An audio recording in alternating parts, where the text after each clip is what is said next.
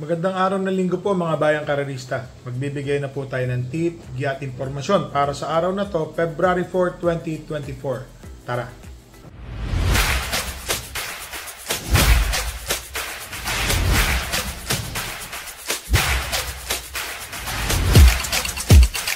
So mga bayang karerista, meron pong hinandang 8 races po para sa araw ng linggo. So tignan po natin, medyo may kanipisan po ang lineup. Sa last race lang po, medyo makapal. So, sabihin po natin na madaling mahirap po ang karera. So, ang start time po ng karera sa ganap na alas 2 ng hapon. So, dito po sa race number 1, 3-year-old and above maiden race. Dito po ako sa entry number 1, Boss Lady. Solo ko na po ito, 1 for the day. Parang ito po atay na segunda kay Batang Manda nung maiden po. Nung PCSO maiden race. So, solo po ako. Race number 1, entry number 1, Boss Lady. Dito na po tayo sa race number 2, mga bayang karerista. 1,400 meter race nga po pala lahat ng karera. Maliban po sa race number 5.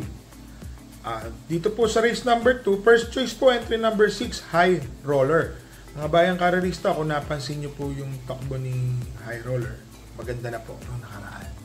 Sa tingin ko po, magandang laban po ang ibibigay nito. Dihado pa to si High Roller. Siya po ang aking first choice. Ang second choice ko po yung napaka-impresibo na tinatakbo ngayon. Yung entry number 2 na si Namaskar. Yun nga lang ho, kung mapapansin nyo, naiiwanan po sa salida. Tapos kumakaskas. So yun po ang napansin. Pero magaling po, magaling yung kabayo. Isipin nyo, naiwan na siya. Nagmadali. Nakapigil pa nung nanalo. Yun po yun. May kainaman po talaga ngayon si Namaskar. Siya po ang aking second choice. Ang third choice ko po yung entry number 5 na si Noble Touch. Kasi si Noble Touch po, mga bayang karerista, meron po itong 1.26 medya 1.27 na ginagawa sa same distance po. Kung mauulit niya yun, dito po sa karera na to, matulin po si Cats in the Cradle at saka Namaskar. Sama na natin si Noble Touch, manonood ng tersero pwesto. Tingin ko po, malaki po ang panalo ni Noble Touch, makakapanood po yan. So dito sa race number 2, first choice po, entry number 6, High Roller. Second choice po, entry number 2, Namaskar. Third choice po, entry number 5, Noble Touch. So dito na po tayo sa race number 3, mga bayang karerista. 1,400 meter race, 6 entries po ito. Tingin ko po, baka scratch po yung entry number 4 dito, Express Lane. Ang first choice ko po dito, entry number 3, Victorious Passion. So si Victorious Passion po, Neil Cortez po ang papatong. Medyo maganda po ang kinikilos nito lately, nga na parang naiiwan. Pero tingin ko po malaki po ang panalo nito dahil sa distansya po mahaba. Ang second choice ko po dito, yung entry number 2 na si Sirsha. Mga bayang karerista, si Sirsha po nag-barrier 1.16 medya o 1.15 1.16. Para sa akin po, si Sirsha po lamang. Yun nga lang ho, medyo humaba po yung distansya kasi napapansin ko po kay Sirsha, bago po ito mabakasyon, nandoon biglang kumakalas po . So nilagay ko lang po siyang second choice. Pero mukhang yamado po si Sirsha dito sa karera na to dahil ang ganda po ng barrier po niya. So dito na tayo dito po sa race number 3, first choice po entry number 3, Victorious Passion. Second choice po entry number 2, Sirsha. Dito na tayo sa race number 4, mga bayang karerista, 5 entries po. Ito po yung group based on time. Kagaya po nung race 2 at dito po. Kung mapapansin nyo ho dito, maganda po itong karera na to, may matulin dito. So 5 entries po. First choice ko po entry number 4, Megan Maxine. So, si Megan Maxine po, matuling kabayo, mga bayang karerista. Ang second choice ko po dito, entry number 2, Bossa Nova. So, ito po, wag lang po maiwan. May panalo po ito. Bakit to? Explain ko po sa inyo. Tapos, ang third choice ko po, entry number 1 na Don Pedro. Matuling na kabayo po ito. Kung sakali po, mga bayang karerista, magkaroon po ng pressure yung Megan Maxine, Don Pedro, tingin ko po lahat to may panalo. Pag nagkahabulan po yung dalawa sa unahan na to, lahat po ito may panalo. Huwag lang po magpapaiwan ng gusto si Bossa Nova.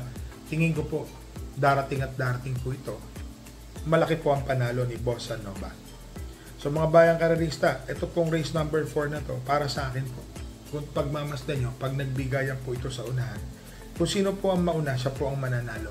Or kung wala pong umabol sa isa't isa, siya po ang mananalo. Pero pag nagabulan po ito, ulin na natin to. Itong race number 4. So dito po, ang tip po natin dito sa race number 4, first choice po, entry number 4, Megan Maxine. Second choice po, entry number 2, Bossa Nova. Third choice po, entry number 1, Don Pedro. So dito na tayo sa race number 5, mga bayang karerista. Japan Cup po ito. Magandang karera po. 7 runners po. Ang first choice ko po, entry number 1, Sensei Spirit. So ito pong si Sensei Spirit po, nanalo po ito nung nakaraan. Ang pumatong ata dito, JB Hernandez. Tama, JB Hernandez po. Si Uno ang pumatong kay Sensei Spirit. Tumapos po ito ng 1.23 sa 1,400 meters. Pero sa same distance po na 1,800, may tempo po ito na parang 153.8 or kulang 154 sa distansya po na ganito. So sa tingin ko po, lamang po sa akin ito, Sensei Spirit. Wala ho sigurong dikit agad sa kanya rito. Baka makapag 3 kwartos to, 2 kwartos na nakapigil. Darating po ito. Sobra-sobra. Ang second choice ko po dito, yung couple entry na 3 and 3A. Speed Fantasy and 3A in the zone. So, isang matulin si in the zone. Ito na siguro magpapahabol dito. And then, yung Speed Fantasy po, baka pilitin pong rumimate. Tingin ko, malaki po ang panalo. So dito po sa race number 5, first choice po entry number 1, Sensei Spirit. Second choice po 3 and 3A, Speed Fantasy 3A in the zone. So dito na po tayo sa race number 6, mga bayang karerista. Medyo 6 na kalok lang po ito. 34 to 39 po ang ratings dito. First choice po entry number 4, Under Pressure. Bakit to? Napakatulin na kabayan nito, mga bayang karerista. Baka sakaling makapermis po ito ng 2 kwartos, ang dating po nito baka 1.25, pare-pares din po sila. Siya po ang aking first choice. Ang second choice ko po dito yung entry number 3 na si Full Combat Order. Kung sakali naman na humabol po si Diversity, Orange Bell, si Full Combat Order po, nanonood po ito ng pang-5, pang-6. Sa tingin ko po, kung sakali magkakaroon po ng pressure talaga sa unahan, malaki na rin po ang panalo ni Full Combat Order. Tapos, naglagay po ako ng third choice na baba pala sa laban dito ni Marilag, yung entry number 5. Rico Susun po ang hinete. Baka sakali po na manalo ito, dihado pa ho ito. So, dito po sa race number 6, first choice po entry number 4, Under Pressure. Second choice po entry number 3, Full Combat Order. Third choice po entry number 5, Marilag. Dito na tayo sa race number 7, mga bayang karerista. May kabayo po tayo dito. First choice ko po, Bonnie Avenue. So, nabalik po siya sa winners and placers po. So, tingin po kay Bonnie Avenue, malaki po ang panalo. Lumundog lang po ng maganda to sa salida. So, ngayon po, marunong na naman siya. Huwag lang po magkakaberya. Mananalo po itong kabayo ko na to. So, naglagay po ako ng second choice. Yung isang diremate rin po na entry number 4 na si Step Bell.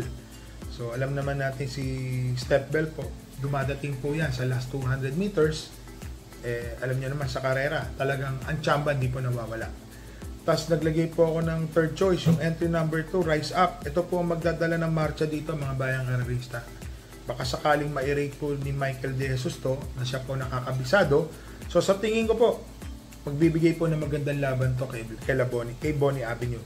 So, dito po sa race number 7, first choice ko po, entry number 5, Bonnie Avenue. Second choice po, entry number 4, Step Bell.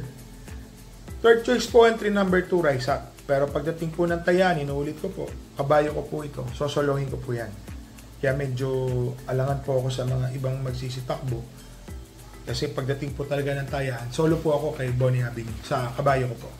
So, dito na tayo sa race number 8, mga bayang karerista. Paratingan po ito. Kung sakali man, magandang karera po ito. 1,400 meters, 9 entries po. First choice po, entry number 4, California King, mga bayang karerista. So, naka-4 or 5 panalo po ito. Ngayon po, galing kasi natalo po ito, tumakbo po ito ng time-based So, ngayon po, bumalik po siya sa grupong kinakalaban niya. So, para sa akin po, California King ang first choice ko po. Mainam po na kabayo.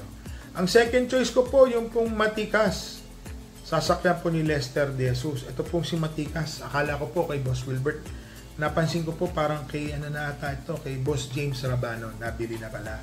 So tingin ko po ito pong si Matikas. Maganda po ipapakita niya ito ngayon. Magaling na kabayo po ito.